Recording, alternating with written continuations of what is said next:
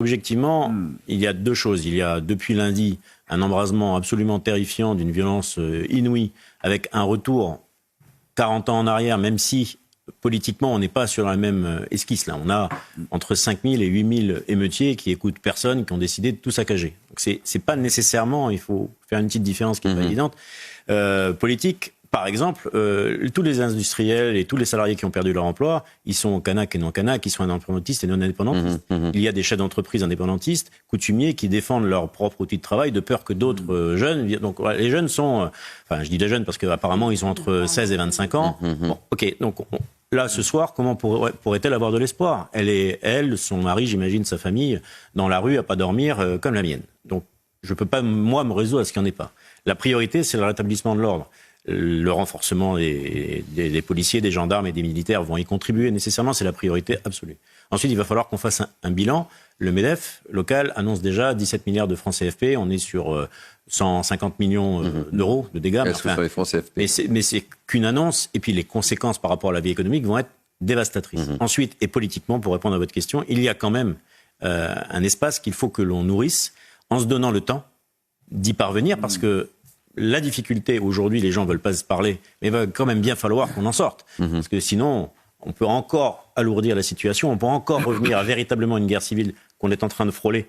Pas encore, mais qu'on est en train de frôler, et je ne peux pas m'y résoudre. Donc, il faut prendre du temps, il faut constater que c'est difficile. Si on n'y était pas arrivé juste avant, c'est pas maintenant, tant que l'ordre n'est pas rétabli, qu'on va y parvenir, même si les responsables doivent donner des signes, ils doivent donner des signaux d'engagement, ils doivent engager quelque chose, mais c'est un processus qui prendra un peu de temps. Et honnêtement, je ne pense pas que la préoccupation de Sandra ou des habitants ce soir, ce soit véritablement l'organisation des élections. C'est comment ils font pour s'en remettre. Et les personnes qui, d'abord, sont passées par un stade de sidération, elles sont passées aujourd'hui par un stade de défense, parce que nécessairement... C'est-à-dire que les gens s'arment.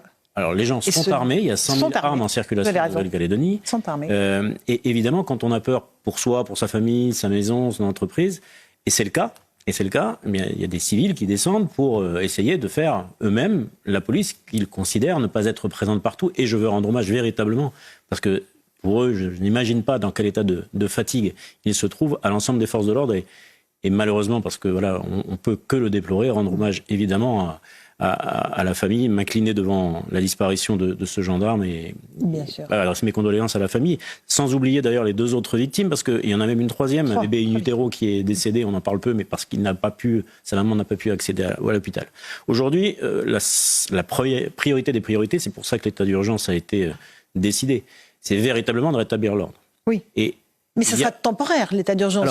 Ça ne va pas régler les problèmes, monsieur le député. Non. Le problème politique du sujet du corps électoral est un sujet qui existe depuis très longtemps.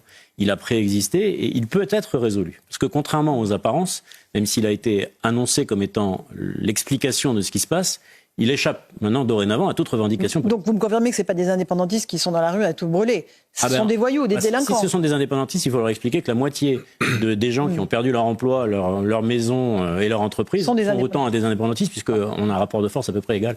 D'accord. Qui peut plus pour les non-indépendantistes. Donc tout ça est un prétexte en réalité pour la violence. Mais pour ceux qui descendent dans la rue et qui brûlent, sans avoir oublié quand même de prendre les téléphones, les ordinateurs et puis de vider un petit peu les frigos, oui, bien sûr que c'est le cas. Mais ça prend une ampleur terrifiante parce que sur un territoire qui est relativement petit à notre échelle, mais quand même très grand, eh bien, tous les habitants sont terrorisés.